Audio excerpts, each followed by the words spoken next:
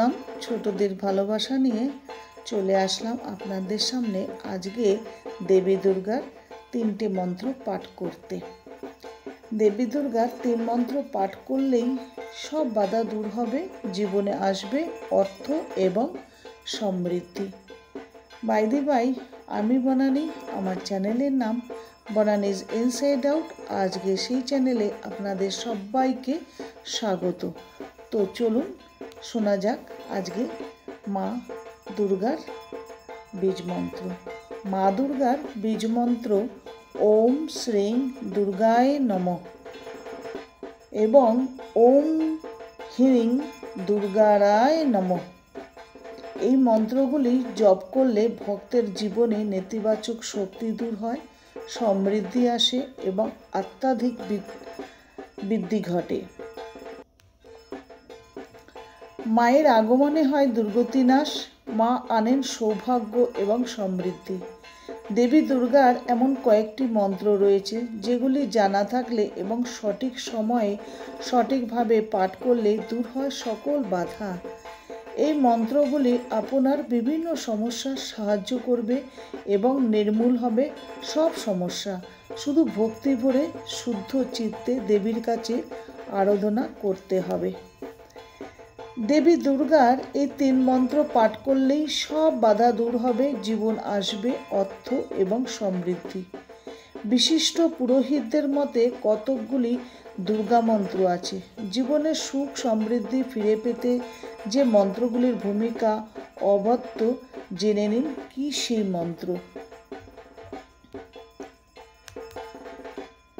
প্রথম মন্ত্র ওম জয়ন্তী মঙ্গলা কালী ভদ্রকালী কপালিনী দুর্গা শিবা ক্ষমা ধাত্রী সাহা শ্রদ্ধা নমস্তুতে।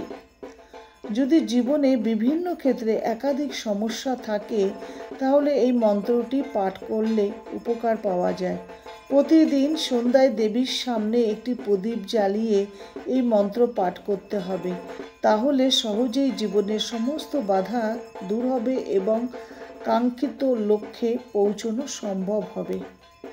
দ্বিতীয় মন্ত্র দেহি সৌভাগ্যম অরঙ্গম দেহি মে পরমং সুখম রূপম দেহি জয়ং দেহি যশো দেবী দৃশ্যজহি।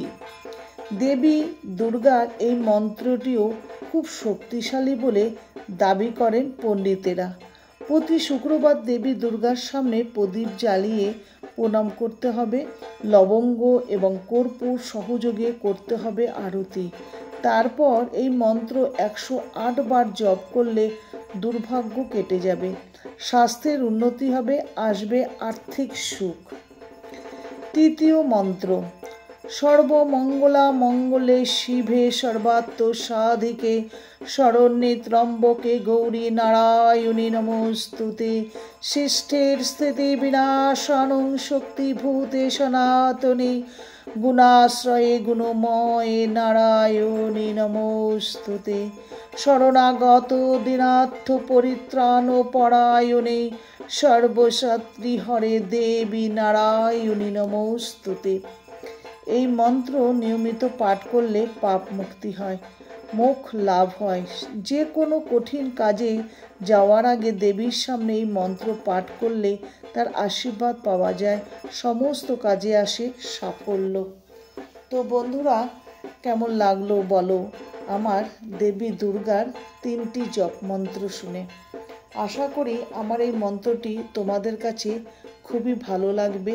আর খুব করে শেয়ার করো, সাবস্ক্রাইব করো, লাইক করো, এত শেয়ার করো যে প্রত্যেকটা বন্ধুর কাছে যেন এই আমার ছোট্ট ব্লগটি পৌঁছে যায়, তাদেরও যেন একটা সুন্দর কাজে লাগে।